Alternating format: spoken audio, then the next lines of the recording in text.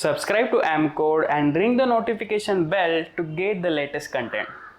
Okay, so since we have discussed about the backbone of Hadoop, which is the HDFS layer, now it's time to discuss about the heart of Hadoop, which is MapReduce paradigm, which is nothing but a data processing framework native to Hadoop, which is able to process big data in a parallel way. Let's talk about it in a detail.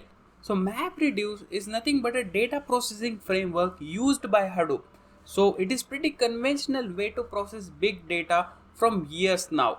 And MapReduce at its core has two main components, or we can say it as two main processes, the mapper and the reducer.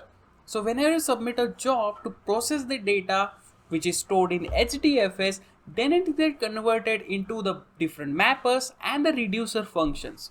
So what it does is, first the mapper will split your task into smaller data set, and the output of mapper function is nothing but the key value pairs, which so this intermediate key value pairs is then shuffled and sorted out and grouped together to ensure that each key has its own value pair, and that data is again goes to the reducer phase, which is nothing but reducer function to aggregate all the key value pairs and get us the required results. So let's discuss that in depth. Okay, so once client will submit some job, so let's say this is the client and client has submitted one job which is nothing but written in Java majorly, but it could be also written in Python. So this is the client machine and it has submitted the job to the MapReduce. So what it does is it will create different mapper functions. So as you can see, this will have the mapper functions. So it does nothing but splits our job into smaller chunks, and this data is then processed, and the results of all this data is nothing but the intermediate key value pairs.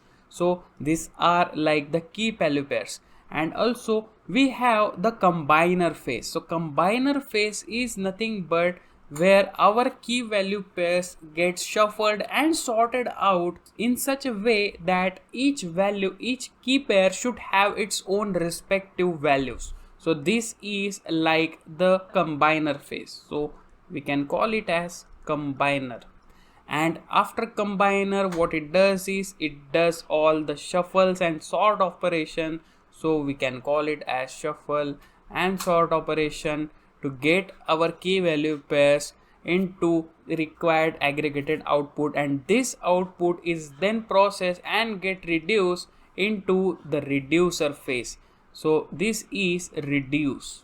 So this is the map, and this is the flow from map to reduce. So that is why it is called as MapReduce, and we client will then get the required results to their respective machine. So the reducer output is nothing but our final output, which is the aggregated data. So let's say if you have stored a CSV file which has like millions of records, and the file size is also bigger in gigabytes, so that file could be present in many data nodes across the cluster. It is not that the whole file will be present on single data node. It is replicated across the cluster into smaller chunks of data. So what it does is when client submits an application, the request will go to the name node, which knows all the bits and pieces of these files, which is nothing but the directory details as well as its location and the permission which is needed to fetch that file. Name node will orchestrate with all the data nodes which are available, and then that data will get read, and this is converted into a MapReduce job. So this MapReduce job then further splits and into different mapper functions. These functions will have like key value pairs as output, and this intermediate key value pairs will go to the combiner and get shuffled and sorted out to group that data together, and finally it get reduced to get us the output. So if you want to fetch the count of all the records present in the CSV, this is the workflow that it will go through under the hood. So it is more suitable for handling big data, because Hadoop as well as majorly MapReduce is not suitable for smaller files, because it does a lot of work and input and output operation will be higher if you are dealing with the small data files. That's why there are different so many tools like Pandas library, which is able to handle small amount of files very easily in a single machine. But if you're talking about Hadoop, you're talking about big data, and you should definitely avoid small files issues. That is a pretty advanced topic that we are not going to discuss right now, but at its core, MapReduce is nothing but the core data processing engine of Hadoop, and this is how it works under the hood. So that's it for today. I'll see you in the next lecture.